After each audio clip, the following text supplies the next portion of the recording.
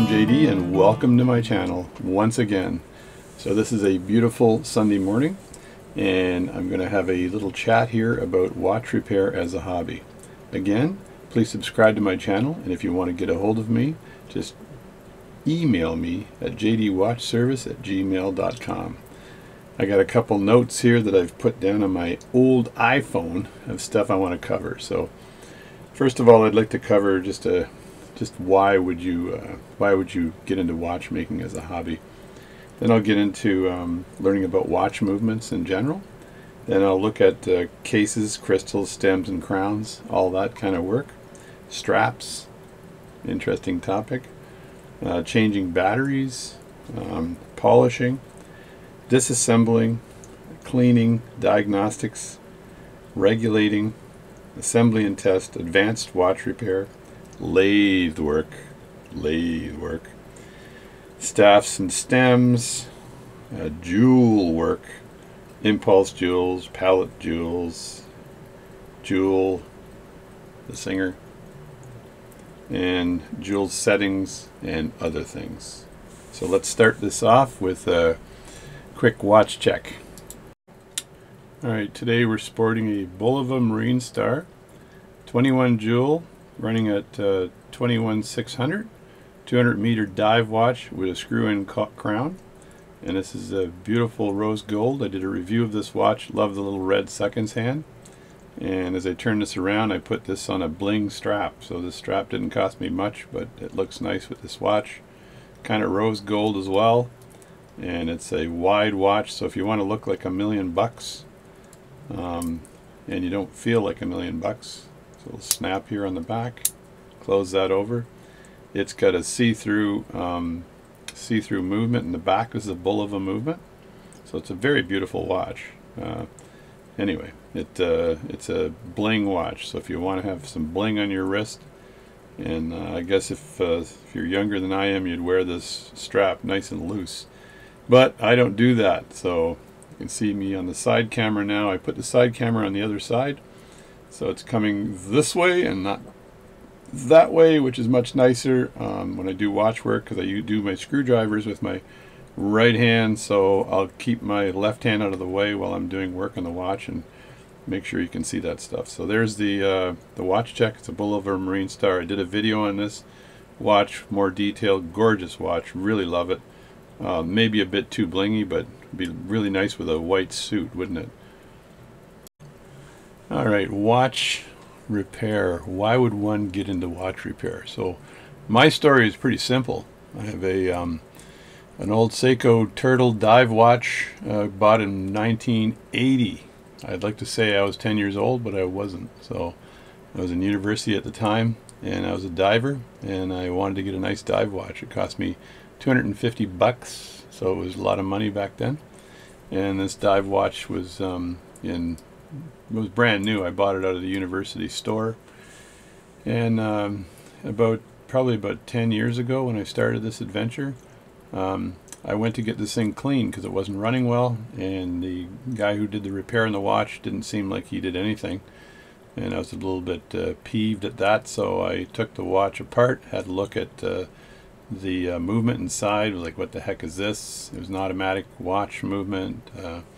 It was an old Seiko 7S26 movement, which is a pretty standard movement, sort of their workhorse, not winding or hacking, just automatic movement. So I looked into how to regulate the watch, and I regulated the watch. Then I had a friend of mine saying, hey, can you regulate mine too? And his watch was actually a quartz watch, but it looked like crap. So he sent me his watch, same vintage, but quartz. And I took that watch, polished all the scratches out of it, figured out how to polish a watch with a Dremel tool, and then I went and took the next step. Another friend of mine had the exact same watch as well, and I took his watch and I polished all the dents and scratches out of his watch as well. And then I said, well, I should take this apart and clean it. So I just started to disassemble his watch. I bought some cheap made in China toolkit I got off of Amazon or somewhere. and I just, it had some screwdrivers and stuff. They were all little tiny screwdrivers like that big. So I disassembled the watch and cleaned the case and then put the movement back in. Then I started researching into these watch movements and how do you take these things apart and what do you do to take them apart. So the next step in my story was disassembling my 7S26 watch movement. So I did the disassembly of the watch movement, and I read online you could clean these movements if you use lighter fluid. So I started researching online on how to do this. I ran into a couple of courses. Mark, who has a very good course out there on watch repair, I actually took one of his courses when I started, which is a great way to start learning. And I thought, well, I need more information on watch repair. I need to buy some books or something to figure out what these things are all about and how to repair them. So I bought my very first book, and it wasn't a book on watches, it was a book on pocket watches. So the book was this book right here, and let me see if I can get this in focus, The Watch Repairer's Manual by Henry B. Fried. So this was my first book on watch repair. I watched a lot of YouTube videos. I watched Bun Special, Take Apart Pocket Watches. The Bun Man was a pretty cool guy. He's actually a couple of years younger than me, and he had a great attitude when he was taking watches apart, so I loved to laugh and watch his videos. So I started learning from him, actually. And then and from there I picked up basically how to take a watch movement apart and put it back together again. Now cases were a whole different thing, stems and crowns and all that stuff. So let's get into that for a second. So watch repair, I guess watches in general became a little bit of an addiction for me.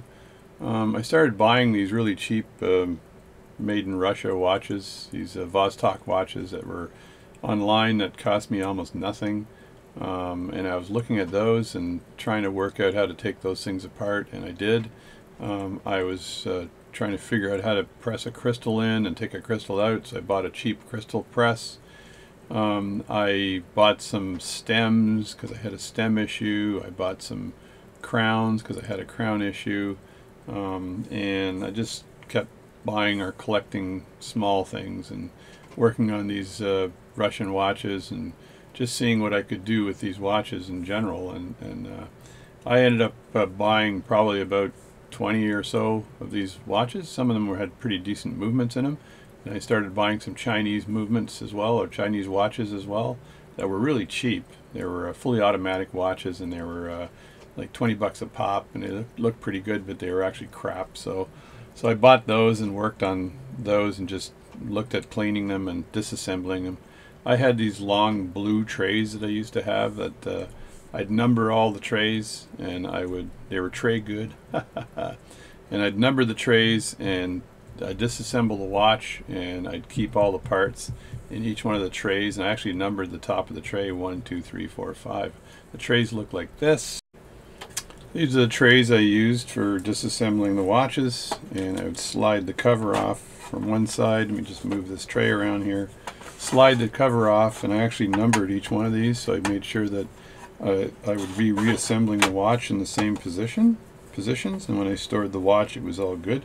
And I guess if I worked a lot on watches I'd probably still do trays, but as part of the story I started getting into pocket watches. So let me just put this tray away. There's a side camera there of that tray. It's a pretty good view actually from the side. I should make that window a little bit bigger.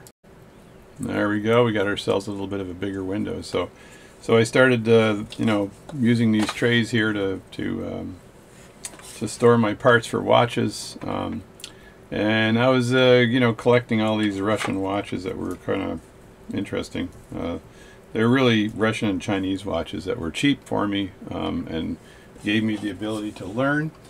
Then I bought 50 Russian watch movements. So if you want to learn anything, you got to practice a lot. So I ended up buying 50 Russian watch movements on Etsy, and then taking those movements and disassembling them and assembling them. So what I really wanted to do is figure out how to how to use the screwdrivers properly. And I had my little set of screwdrivers back then. I didn't have the ones that I have now. I got ADHD, so this angle is bugging the crap out of me. So there we go. So I'll just keep this nice Boulevard picture here while I'm talking. So let me just flip over here for a sec. All right. So I bought these Russian watch movements. They were Russian, and I just started working on them and disassembling them and reassembling them to see, just to practice my screwdriver skills. As I've said before, and I've got a screwdriver over here. I bought a nice set of screwdrivers. These are Bergeron 30009, like 30,009 screwdrivers, and you can see them on my side picture. If I flip over to another look here, these are the screwdrivers here, as you can see on the side. So I bought these screwdrivers, which was a good purchase. I don't know why this messy box is sitting here, but I'll move it out of the way. So the and this nice cleaning cloth for the watch and for other things. So I bought this screwdriver set, really good screwdriver set. Didn't cost me much, actually. I think it was second-hand, but it cost me about 120 bucks or something for this, a second-hand screwdriver set. And then I needed to have an oiling set to do some oiling with watches. So I bought this cheap oiling thingamajobby right there with dirty oil. So this one doesn't have clean oil in it. This isn't too bad if I dip it from the top, but got to clean this out every now and then, put new oil in it. But I don't really use this anymore. So I bought this little oil cup here, and then I bought 3 oilers, and these are not the Oilers, and it's not the hockey team. So I got this online from work I had done from a gentleman in Winnipeg, and he gave me this. One of these was broken and I had to re-glue it. And this is a professional Bergeron oiling holder of the Oilers, right? So I bought, these Oilers are pretty cheap, so I bought this. This is heavy as crap. So I was starting to get my tools kind of built up at that point in time. I was looking for a really good oiler, but I didn't find a really good oiling set for like 7 years or whatever. And I just kept going on eBay looking for stuff, right? So let me go back to my video and my ugly face here. So I guess it's Callaway day today. I'm a golfer as well, so I'm not saying I'm a good golfer, but I am a golfer. But I bought the oiling set, and I had the oilers and stuff like that, and that got me going. I got a case opener, and I bought a cheap case opener. I still kind of use this occasionally, but usually the watches I work on, I don't have to deal with opening the case. This is also made in China. So I got this case opener. Didn't cost me a lot. And then I bought these tweezers, these brass tweezers. I can't remember where they're. Horatech tweezers, I think. Let me grab these for a second. I think I got them in the original case here. Anchor. So these are Anchor tweezers. Didn't cost me much money again. I got these from Esslinger.com. These are probably about 60 bucks or something. I still use these today. So these tweezers are great. They don't mar the movement. And I still use them because they work really well. So then I started learning how to use tweezers. I did a video on that, how to pick up screws with tweezers, how to rotate stuff. Let me get a jar full of crap here and show you. So I just basically figured out there's some shellac that I have and a bunch of jewel settings. So if I grab a jewel setting like this with the tweezers, see if this thing is stuck. It's shellacked. And probably can't grab it because of the edge, but there we go. So there's the jewel setting that I grabbed with these tweezers. This thing focus, there we go. And I got these right on the end, and I learned how to hold the tweezers with not a lot of pressure. So there's a couple of balance staffs here. So I got a balance staff here, and I learned how to hold those with not a lot of pressure, and also to rotate my hand around. I did a video on that. So when I do this, I keep the pressure on that part. So I got the part, of course I drop it right now. So I got the part like this, and then I'm able to take this part, and then I still have pressure on the tweezer at this moment, and there's more pressure, and then I move the part around. So I learned how to work the tweezers and the screwdrivers. So that's, you know, and I had all those 50 watch movements I bought for 50 bucks, I think. And I started working on watch movements. Then some gentleman at work here where I used to work, had an old pocket watch he found in a barn, and said, "Hey, JD, how'd you like to work on this old pocket watch?" I'm like, "What's a pocket watch? Isn't that for old people?" And yeah, he was right. Anyway, the pocket watches are for old people. So I started getting into pocket watch work. Now, in the meantime, back at the ranch, I was still doing work on friends' watches. I did some battery changes for some people, which, you know, was a bit of a pain, but I had some one of the watches that I had was almost impossible to do the battery change on because I couldn't get the strap off. It was one of these rubber straps, but the watch was like a $20,000 watch he had bought, and I didn't want to mess with the strap, so I ended up holding the strap in place up high like this, and then taking the case back off very carefully, and then I had to then I basically got the thing repaired. So as you've seen in my videos over the years, I've got a bunch of case back openers. The single-handed double knobby case back opener that works well with these, I still use that. I've got one that's a massive press down case back opener. It's up there in the shelf, and I use that if I'm working on a Rolex, because it has a Rolex setting, and you just push that thing down and go and turn it. It applies very specific, or very precise, so you can adjust everything and then place it down, and you can adjust the end points too, and then remove that. So I went through this purchasing of case openers until I found that one, which was the best one, and got that case opener. So I started working on pocket watches. It was an old pocket watch that I had. Let me see if my notes here. And this pocket watch was in pretty shitty condition. In the meantime, back at the ranch again, I was working on crystals because someone gave me a watch to clean, and I had to pop the crystal out, and I learned how to actually take a crystal out of a watch. The first one I did, I think, was a Citizen watch. Maybe it was my friend's Seiko watch. But I used 3000 grit sandpaper to actually clean the crystal and get it back to its original condition. And I made some videos on how to do that. So I worked on that. I had to have a crystal press, so I got a crystal press. But then it was a cheap, again, made in China crystal press, and I decided I needed a good one, so I got one out of the U.S. And what's the name of that crystal press? Can't remember it, but anyway, very good quality crystal press out of the U.S. From a U.S. company and still in business. Actually, they do crystal work. I could reach back and grab the crystal press, but my books will disappear. So anyway, so I basically got figured out how to work with crystals, and I did a lot of crystal work, a lot of research on crystals. There wasn't a lot of material online on how to polish a crystal, and some of the stuff that you might use to work on crystals. Do I have any of that close by? Probably not.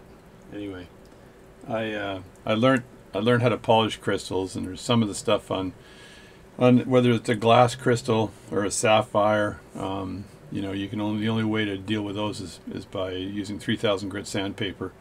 I had a video on how to do that on a lathe, and I used some diamond paste as well. So then after learning about crystals and how to deal with crystals, there's the acrylic crystals, which are common in pocket watches. Also, some dive watches like the Vostok watches have acrylic crystals on them as well, because they're domed, which helps with the pressure. So I went through the whole crystal thing, and I also figured out how to use this this GNS glue, and actually that's the company that makes the crystal press, GNS. So GNS Precision Application Glue, where I could glue the crystal back in if it wasn't press fit, like on a pocket watch. You'd have to glue that crystal back in. So I use this very fine needle on the end of this, and this GNS glue. You can buy that in China pretty cheap, but this glue is excellent. It says it's for hobby work and other things. So I figured out how to use that glue, and I also figured out Rodico, which is bought a lot of Rodico. This is some Rodico that's sort of in the middle of its life, and you stretch it out like that, and you fold it over, and then you can use it again. So in my videos I've shown how to use Rodico to do everything from picking up parts to cleaning crystals to doing everything, to actually using them as a stand when put the balance back in on a pocket watch, and I've shown you how to do that in other videos too. So I started getting involved in crystals. Stems and crowns were a whole other adventure, and getting into stems and crowns is not a cheap thing because you never know what stem or crown you need. Now the crown thing came when I started getting into pocket watches. So let's get back to, I think this watch is running, but I need to screw the crown in. Speaking of screwing crowns in, screw that crown in like that, and then put that on my wrist. Get rid of that. Anyway, I spent a lot of time trying to figure out what crowns to get for pocket watches. I got into pocket watches, as I said, because of a friend saying, here's a pocket watch I found in a barn, how'd you like to work on it? So let me grab a typical pocket watch. This is actually a newer pocket watch. It's a Russian one, I believe. So it's not worth a lot. I think this one isn't even working. It's springing back, so the click spring is gone. Let me get you a different one here. Let's look at the one that I worked on yesterday, and I'll zoom in on this a bit. So this was is a pocket watch.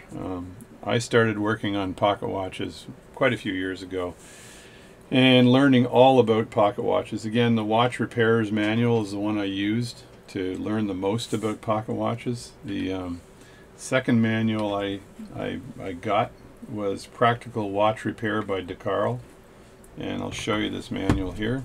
Let's just flip to the other camera and I'll see if I can do a side view here. So here it is here, Practical Watch Repairing by Decarl. Sorry about the sideways view, but this was a thing of beauty, and this book has got almost everything you need to know about repairing pocket watches.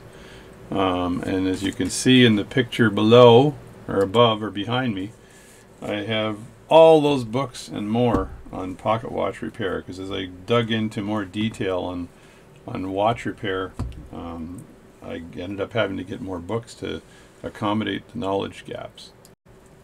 So again, for pocket watches, I kept what I did for pocket watches is I would buy pocket watches off of eBay broken, and then I'd figure out how to fix them. So as I went through the routine of learning how to disassemble watches and cleaning them, I was cleaning them using lighter fluid, which is still good enough to clean a watch if you're just doing one off. Just basically cleaning them with lighter fluid and a simple brush. This one's pretty mangled, but like this, like a paintbrush and lighter fluid in a jar. Cleaning them and letting them dry on watch paper. And I bought some watch paper. This is kind of some old watch paper here. Very thin, it absorbs liquid, and then the lighter fluid dries immediately. So I learned how to disassemble the watch and then clean it up, and then reassemble it. So I had to get hand presses because these hands, the hands on the pocket watch would need to be taken off. So I needed to take the hands off. So I bought some pretty cheap little, this is one of them, you use two of them. A hand remover, you just go like that. Put a little bit of paper. I was using little yellow sticky note paper and cutting a V in it to put under there. So now I do it differently. Then I decided to go a little bit more high-tech with my hand removers, and I bought, I think off AliExpress as well from China, but I bought these broad hand removers, broad-based hand removers. And as I showed you in my last video, I use the edge of them here as opposed to putting it in the center, and it works super well. And I won't show you this technique because I've shown you that in all kinds of videos. So I learned how to disassemble the watch. I needed to put the watch on a balance tack. My very first balance tack, maybe I can reach back and not screw out my green screen and see if it's still there. I don't think so. I bought a balance tack, very simple balance tack, a block. You know, I had a block as well, and I would put the balance on the balance tack. Then I thought, you know, I want this balance to be comfy in its position. So this is the first balance tack holder I actually made. I couldn't make this until I bought my first lathe. So I bought a lathe, but that's another part of the story. So this is the balance tack holder I made, and a little soft, cushiony leatherette kind of background, or faux leather on the bottom to hold this part, and or basically let the balance staff rest. Trim this down enough so that the balance would rest on that. And I thought, nah, you know what, I should build another one and put a little cup on it because I want the balance to actually sit on it. So I built this and glued a cup on with a GS cement so I could put the screw in there. And I have two size balances here, so I can rest it on this one or this one depending on how big the balance is. And then this will rest on the pads. I typically use a small one, so I built that down in my Frankenstein shop to help me rest balances. And then I don't have it on me right now, but you've seen the Dunk-O-Matic dunking machine that I made to dunk the balance into lighter fluid and then dunk it back up. I made it with 2 loonies, so I'm going to get arrested for maiming up a loonie, but I used those, threaded them, and this can raise up and down. And then I went on a website, and there's another made in China, and I found this, which is pretty cool, and on AliExpress. And this, the actual tack moves back and forth, so I can use it for watches and balances. So, and then I put a little piece of leather right on top to rest the balance on there, and then I can spin this up or down depending on the size of my balance cock and the hairspring. And this basically lets you rest the hairspring on there. So I started collecting more tools. I got more tools than, you know, the Emperor from Star Wars. So anyway, so I started working on that. The hobby started getting me to buy a lot of stuff, a lot of parts, a lot of tools as I get deeper and deeper into this hobby. So this hobby is a never-ending hobby. I actually had to get into straps too. As you saw, this particular watch has got a strap that I had to figure out how to cut the strap to size it with a Dremel tool, because there's no other way of sizing this strap. So I got into a lot of straps and buying straps as well. So if I show you an old vintage watch here, this is an old vintage, I think this is a Hamilton. It's a beautiful old watch that I've cleaned. This was given to some guy named Joseph years ago for his service at this company, and I believe it's gold or gold filled, and it's a Hamilton watch. So I wanted this to look classy, so I put this on a really nice strap. I wonder if I can wind this up and show you it working, because it does work now. There's a beautiful old Hamilton movement in it, and there's a picture of it ticking away. You just see if that, there you go. There's the seconds hand ticking away, and it sounds pretty good. But I started looking and collecting leather straps, very classy patent leather straps. So if you wear this watch on your wrist with a suit on, it looks really nice. I still do clean a lot of watches, but mainly I don't do videos of myself cleaning watches, but I still do clean, and I still have quite a few watches. I got some vintage ones like this one here, a Solar watch. It's a very nice movement in there, and I've got other vintage watches as well. So I do cleaning of watches, but I was also buying watch straps. This one here I haven't even installed on anything. I thought this is a genuine leather Alpine watch strap that would look really nice on a watch, and it's got the quick release in the back. So I got into watch straps. So I've got tons of watch straps. And I just, you know, as I was learning how to repair watches, I was also buying more tools and buying more parts, because you never have too many parts and tools. As a matter of fact, I'd go on Amazon and I'd buy a bunch of batteries, because people would say, hey, can you fix my watch? It needs a battery change. I go, yeah, I'll do that, no problem. And I'd grab the watch and change the battery. So I did it a lot for friends, didn't charge them much for a battery change. If you're in the business of watch repair, you're probably charging somebody $12 to $20 for a battery change. I would charge them the price of the battery and then say, you know, see you later, man. Hope you enjoy your watch and your battery. I also got into polishing watches too. As I said earlier, and I bought myself a polishing machine, but a little warning on polishing watches. You can polish the gold fill watches and remove the gold right from the gold fill. So you really got to watch it if you're going to polish a gold filled case. My recommendation is not to polish them and leave them as vintage, right? Leave them with their scars. I also bought a little kit that allows me to remove dents on watches if there was a severe dent in that, and work the dent out. So, and you can look that up, but I bought a kit and learned how to use that. And again, I probably made a video on that. But I learned how to polish watches. I used a Poly Watch, I think is the name of the chemical, or that I used for acrylic crystals, and you just sort of put a little dab on. You go in circles for about 15-20 minutes and and eventually the poly watch melts that acrylic, and then the watch is in good condition again. It's in basically good condition. So I learned how to do that, and polish watches. And again, I've got more videos on that, and I learned how to polish. I was able to polish Seiko crystals, Hardlex crystal, but again with that I had to get to the 400 to 3000 grit sandpaper, wet, and work that crystal onto that sandpaper to give all of the marks off that. So, and I've recovered some very nice watch crystals. I did a Rolex for somebody, a Rolex Precision Oyster Everest. And I did a repair on that watch, and it was, when I gave it back to this lady, it was her father's father's watch, so I guess that's her grandfather. And I polished that crystal using sandpaper. So I took a lot of work, but I got the crystal brand new. To replace some of these crystals was not easy. So again, I do have a ton of pocket watch crystals and watch crystals, as I've purchased more parts, and I can't tell you enough that you got to have a lot of screws. Okay, so you got to, if you can find screws and collect screws, then great, because you need to have a lot of screws to do watch work. So or you're screwed. So I learned how to polish watches and do all that work, and that's my watch polishing story.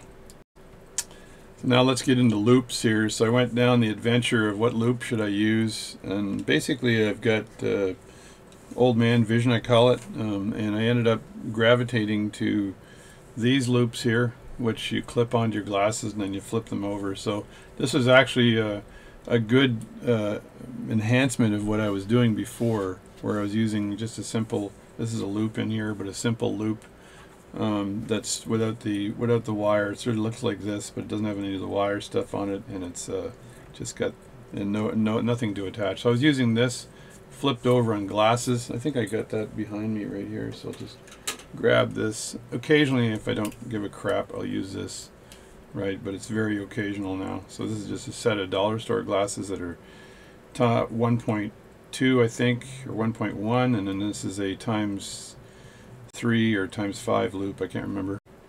I was watching a watch repair video and I ran into the Airy loop. So it was a Swiss watchmaker, and he had one of these loops, and I thought, man, I got to get one of these. So I bought a medium-sized one first. It's on another pair of glasses, and then I said, well, this is not good enough, and I decided to get professional glasses made. So the bottom here are ×3. The top is about 1.2 for viewing my computer screen. This bottom part I can do most of my pocket watch work, and then when I get in dirty close, I flipped this loop over, and this is like a ×5 loop, and you can basically mold this this loop into the set of glasses that you have, so that it fits over the edges and stuff.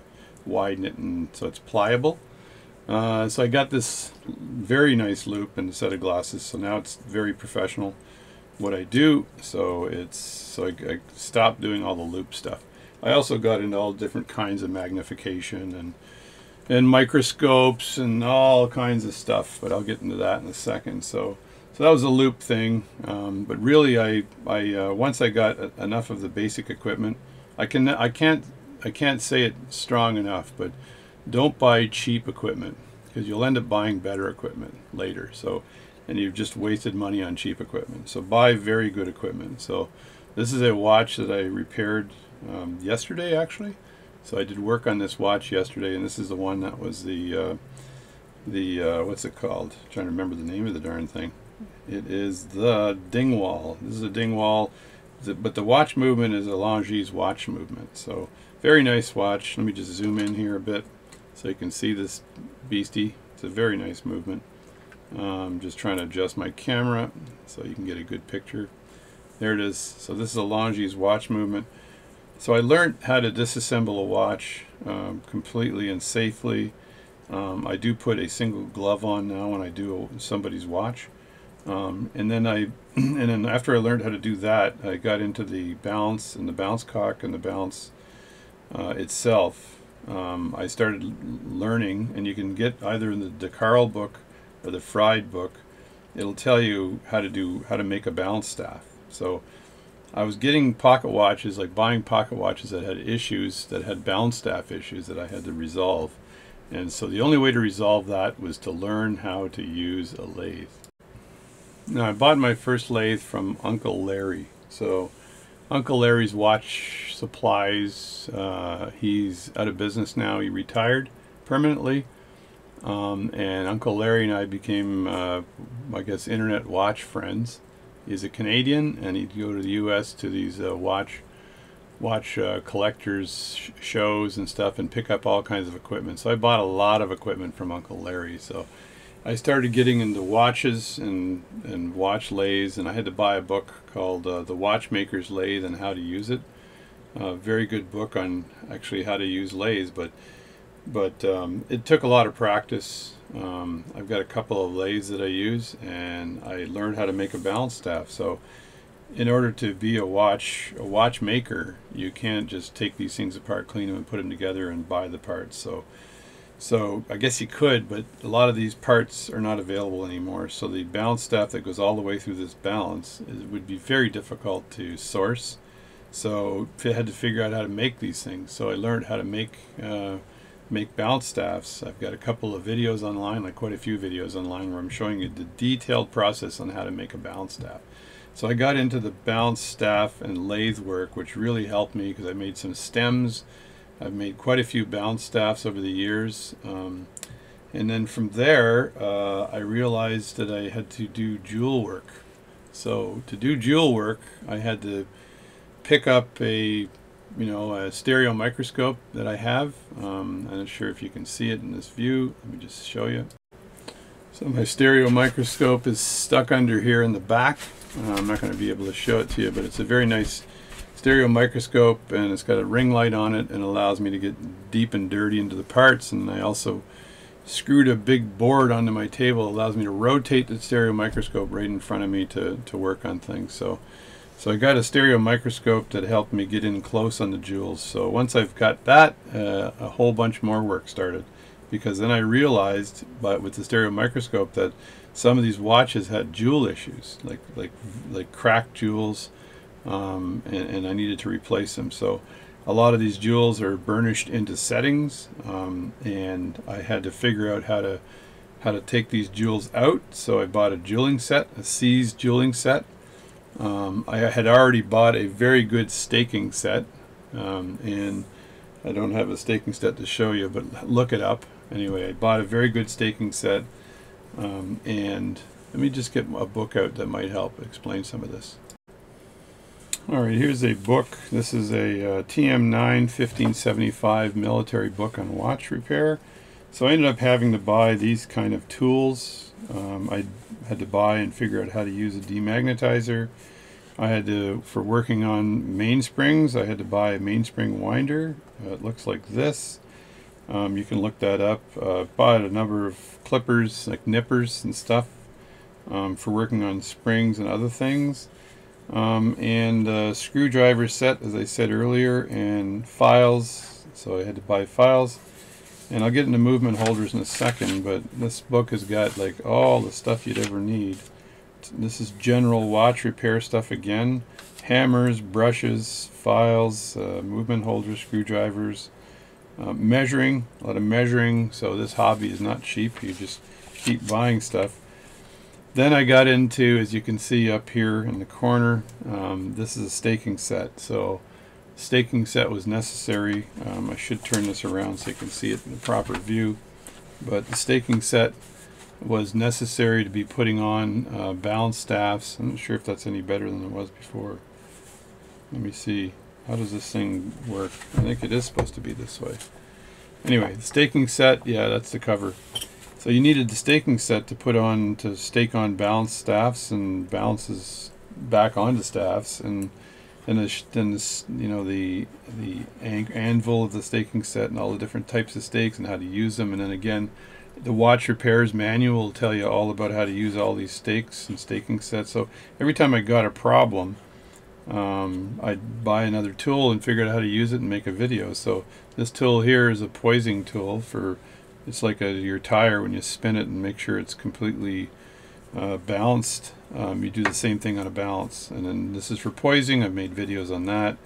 And had to buy all this stuff, including a bench vise. So then I got into the, let me see if I can flip it and be lucky enough to get into lathes here. So this has got the desk stuff in here. Oh, and I bought a watch cleaning machine recently because I was doing it all by hand before, and this is fundamentally what mine looks like, but it's a Pearl.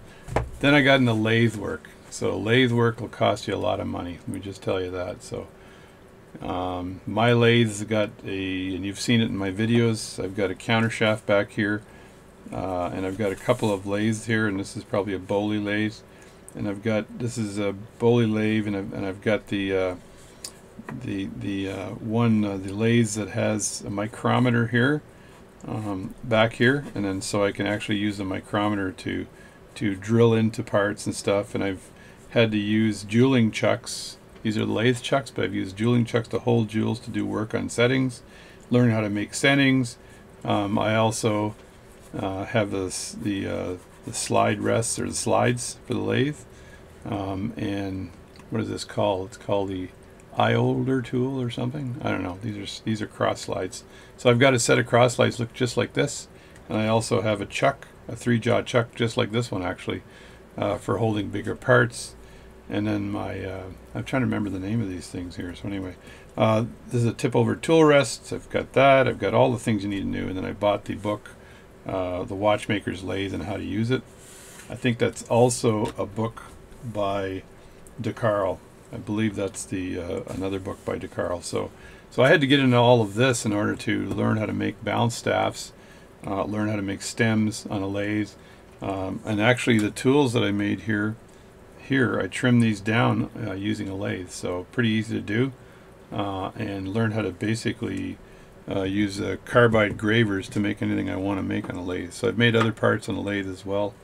I've drilled holes for a guy recently on a lathe. So a guy wanted a miniature hole. I bought PCB drills, snapped them off, and prepped them on the end in order to drill into parts. So I had to get into that. So all those parts and tools end up costing you a lot of money. They came in the door, and my wife, I'm sure she was like, "Oh, what's this?" But every time I went deeper into the pocket watch and how to repair it, I'd end up having to buy a new tool. So I've made screws for watches, so I had to buy the appropriate die sets to cut screws, and you know, the very small ones for watches are very hard to get. Your average die set you can buy at a local hardware store won't work, so you got to buy a die set for watches because of the size of some of these screws. And so I've had to learn how to do that. I guess in advanced watch repair, you end up using lathes, and you end up using files and all kinds of stuff to make parts that are not working. Making a jewel setting was probably the hardest thing I've done so far, but I've made a few of them now successfully, so I know how to do it, and I made some videos online on how to do jewel settings that you can look up. And so if you need to replace one of these jewel settings here, I've got a video online on how to do that. And these are not pressed in jewels, so I've managed to figure out how to replace a jewel that's not a pressed in jewel, which was very tough. So I've done a lot of work on advanced watch repair, but again, every time you get into something new, you end up having to buy a new tool. So you end up, like any watchmaker, having a lot of tools. You don't use them all the time, but you do use them. So just like I was saying earlier, demagnetizers, I could reach over here and grab one just on the side. I bought cheap Chinese demagnetizer. Looks like that. You know, it actually works pretty good. Good for watches, not so great for pocket watches. And I have some vintage demagnetizers, and I have all kinds of specialty tools that I've had to get. So I've hunted these tools down on eBay mainly, some on Etsy, but mainly on eBay, and just took the plunge. I made sure that the tools were quality tools, though, not crap. Because if you buy crap, you're going to end up buying more tools again, right? So as I was hunting for cool stuff, though, I did find this. And this is a Bergeron Oiler, and I was looking forever for one of these because they're super good. And they've got the pith wood in the center for cleaning your oil. This here oil or grease is actually barrel grease used for the inside of a watch barrel, so to grease the watch barrel for friction. So it's not oil, it's grease, and then this in the middle. So this was a great purchase. Now doing testing on a watch became an interesting thing, so I thought, okay, there's a couple of software packages you can use to test your watch. Some of them were on my tablet. I bought those, and very cheap and sort of work. But then I went hog wild. So I bought this software package called Escapement, Watch Escapement Analyzer and Timer, also called eTimer. It's showing all these lights here. I really don't have a mic on a watch right now, but these are all 60 hertz lines from my LED lights, which is not good. So if I turn my lights off here, some of those lines will go away, but then I've got to turn all my lights off so to make them all go away. So I've got a light on in my room here. So I went into this, bought this Watch Escapement Analyzer and Timer software. But this will cost you like $500 for this software, but you can completely analyze a watch signal. Let me throw a signal on here for the heck of it, just to show you. Get a mic out here. I cut the end off of an iPhone mic, and let me just move my watch in place here. So I just have right now I'm just showing a watch. I could probably adjust the screen so you can see what I'm doing as well. So there's the watch in the bottom, there's the mic, there's the escapement analyzer on the top.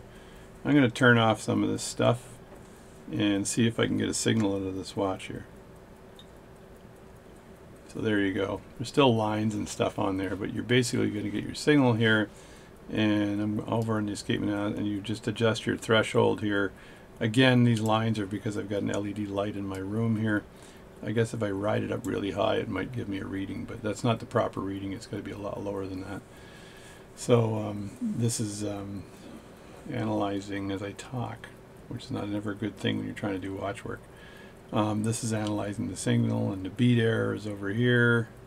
So this is very high end. You can tell if you've got problems in the escapement, and you've problems with the pallet forks, problems here and there, and uses software to do that. So that was a dive into this software.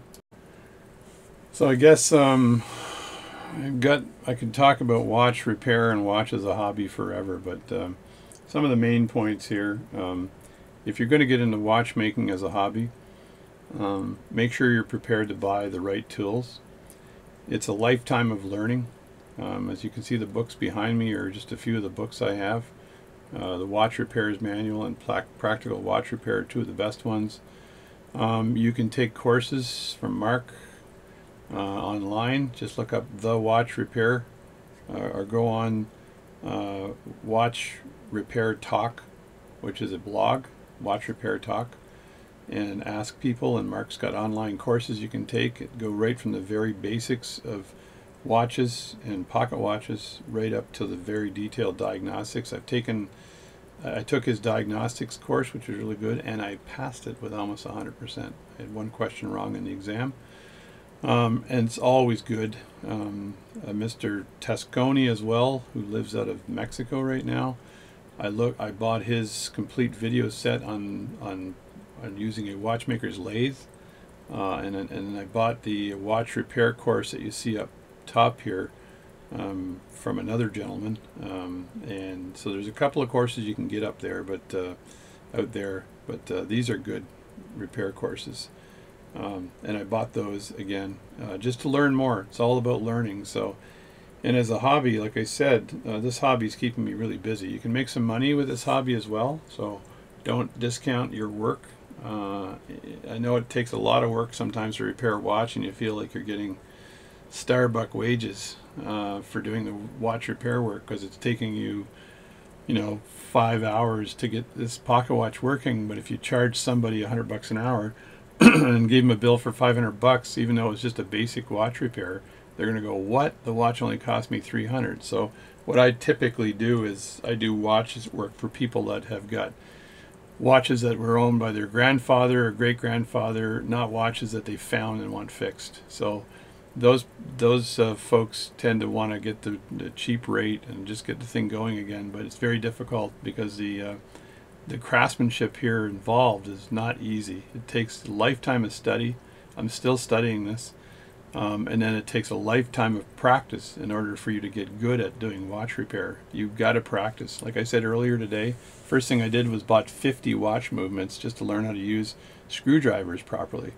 And then using tweezers as well, just to be, it's an art to not fling a part around to the other end of the room because you're gripping it too hard, and your tweezers make the part fly. I've also bought some other eyepieces that let me look for parts on the carpet, by the way, just because I know all watch guys have been on their hands and knees looking for the damn part that they just dropped for some reason. I haven't dropped as many in the last couple of years as I used to, but there are techniques for not dropping parts. So I've so I just it's a lifetime of learning. It never gets boring because there's just so much to deal with. You meet a lot of really interesting people that love watches. I've met a lot of really interesting people that have appreciated some of the work I've done on pocket watches. My friend Bori, I've done quite a few of his watches, and we can figure out that border issue that we have between Canada and the US. I could probably do some more of his watches as well. He appreciates the work, and he has these watches that he wanted cleaned and fixed. A lot of them I did work on and fixed, and did jewel work on them and made settings and all kinds of crap. But they were very high-end watches, 23 jewel Elgin pocket watches that were railroad grade. The other thing is that you've got to practice and practice. So if you're using your screwdrivers and you're working on a Rolex and your screwdriver slips and you gouge the movement, that's not a good thing. So the owner's going to be very pissed off when they see a scratch on their movement. So you don't want to be doing that. And simple things, simple technique that I've learned, like when you're taking the screw out or putting the screw into a watch movement on the side, if you're looking at a case screw here, let me zoom in just a bit. I'll just move my camera in a bit live, which I don't normally do, and I'll turn on the light a bit. So if you're removing the case screw here, having the right size screwdriver is important so it doesn't slide out. This is actually too narrow for this case screw, but I'm just giving you an example. And if you're unscrewing this and your screwdriver slips, it's likely to slip down like that and not up. If I have this at an angle and I'm undoing the screw and my screwdriver slips, it's going to slip this way. So now when I take my case screws out, I always angle the pocket watch in an angle that normally when I put them in rather than taking them out. But I try to remember to do this.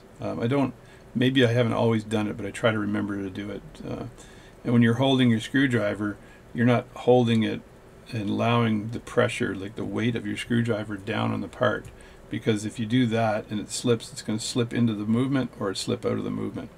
But if you're holding it and it's in position and it's a controlled position, you can unscrew that part without worrying about the screwdriver slipping and maiming the part. So little things like that. Using the as I've said in a number of my videos, when I take the balance out or put the balance in and I unscrew the balance here, I use a toothpick to hold the balance down. I just hold it ever so slightly or lightly when I unscrew this, and this ensure when it's unscrewed completely doesn't rattle around the end of the balance cock, which could break the pivot on the end. So using a toothpick to hold plates in place while you work on it. I've described all that in a lot of my watch repair videos on that technique and how to do this. I've either learned how to do it myself or I've gotten it from other folks I've watched online, or of some of the courses I've taken, and a lot of the books I've read. And as I said, I read a boatload of watch repair books in order to get to where I am right now. I've got 3 watches on the bench at this very moment here that I'm trying to get going again. This one here is giving me a little bit. I'll just bring this out for a second here and see if it keeps running. This one here is giving me a little bit of an issue, and the issue is it just sort of randomly stops, and right now it's running extremely well and it's got an incredible amplitude, but for some reason it was stopping. So my next thing here was to look at the impulse jewel and see if I could just replace that impulse jewel if that was the issue. But it's been running really well, so maybe it just needed to run for a while and work itself in. But this has been cleaned and regulated, and this is Luke's watch. Luke, so your watch is working. I'm sure if I gave it back to you right now, for some reason it would friggin' stop again. So this is one of the watches I replaced the mainspring on and was working on. And then another watch I worked on yesterday. This is Alan's watch. So this one here had another issue of it just randomly stopping, but it was an overbanking. So the banking, the impulse jewel would spin around, grab the pallet fork would push it the other way, and then for some reason the pallet fork would snap back, and then when it came back it would hit the pallet fork like this. So it was riding on the backside of the pallet fork and bouncing. So, but it was an unpredictable thing. I would just leave it like this, and after 6 hours, all of a sudden it's on the other side of the pallet fork. So I talked to some people on the watch repairs blog, and the watch repair help I got, and basically someone said it might be the pin, the guard pin on there might need to be adjusted. So again, get help from other people, but every watch has got its own problems. What do I do to do this, or fix this? So again, watch repair is a hobby. I could talk forever about the amount of stuff you got to do and the tools you got to buy and everything else. Your spouse has got to be in on it with you, because you're going to have to purchase a lot of tools. It's going to take years to get your investment back, more than likely, because you're not getting tons of money for repairing watches, but it is a very satisfying hobby. If you're a curious individual, I would say do this job. I'm an electrical engineer by degree, and in Canada when you become an electrical engineer they give you this little iron ring here, and I've been an electrical engineer my whole life. I work in management now, so I'm not doing specific engineering work, but I'm a very curious person, and this hobby satisfied my curiosity. Now the only other problem I do have is that I've bought a lot of watches as well, because I really like watches too. So I have to make sure that I continue to work to pay for this hobby. So it's because it's a lot of fun. So there you go. So that's, I think I've covered most topics here. Let me think if I can think of anything else. So if you've managed to make it to the end of my video, I'd just like to show you something really quickly. So this is a deck of cards here. And if you're playing poker with some guy, and he's a magician and he wants to draw the second card out of the pack, right? He's going to create a brief, it's called, by pulling one card down like he's drawing it, but he'll end up coming from the top and then taking the second card out of the deck and then giving you that card, right? So that's called a brief and a second deal. So he's going to be second dealing this deck. Let me just move my camera up a little bit so I get more of an angle. He'll be second dealing this deck like this, right, and then pulling that card out like that. A gambler cheat will pull two cards down with his thumb like this and then come from the bottom and deal the bottom card. So he's got this card here, which is a two of clubs, and then he feels with his thumb down like this, pulls two cards down, and then deals you this card, and the two of the clubs stays in the top. So that's how he does that. And then if you're looking at a real cheat, he's going to take the card from the bottom. So if he's got four aces on the bottom of the deck, this is a treat for you today, by the way, it has nothing to do with watchmaking. So he's got four aces on the bottom of the deck. Let me see if I can find another ace. I think you might have seen the ace and I didn't see it, so there's another ace. Let's just put three aces on the bottom. So there's three aces on the bottom of the deck. Flip that deck around a bit. And if I just cut this deck a few times. Now what's your card? Six of hearts. Six of hearts. So cut the deck like this, show you the card. Six of hearts. Push that card down, put that into the middle of the deck. Put that on top like that. Snap it like this on the top. Six of hearts still on the top. Feed those aces to the bottom like this, and I'm dealing the cards now like this, like that. But if you look closely, I'll show you how this is done. If I take a card from the top like this, like that, and I go like that, I've pulled one of the aces down. So, but at the right angle, you wouldn't see this hand here underneath, grabbing that ace, pulling it out, and then putting the ace down like that. So And if you get good at it, you can basically pull an ace out from the bottom. That's called bottom dealing. So that's a little treat for you today. So that's my video for today. I think pocket watches and card cheating go really well. I do both. And I try to golf. Anyway, so that's my video today. If you have any questions, contact me at jdwatchservice@gmail.com, jdwatchservice@gmail.com. If you'd like me to review anything specific, like tools, any type of tools, any type of technique, just let me know and I'll make a video on it. I am still working, so I do this on the weekends. I don't do this during the weekdays as I'm working. So my kids are all out of the house, but occasionally the grandchildren will show up so that Grandpa can show them how to cheat at cards. Anyway, that's it. Thanks for watching my channel. Stay in tune. Hopefully you're not falling asleep with all my chatting. And if you are, then I'm hoping you're watching this video around 10 at night and it's causing you to fall asleep. So I'm helping you with your sleeping issue. So thanks a lot, and I'll see you next time.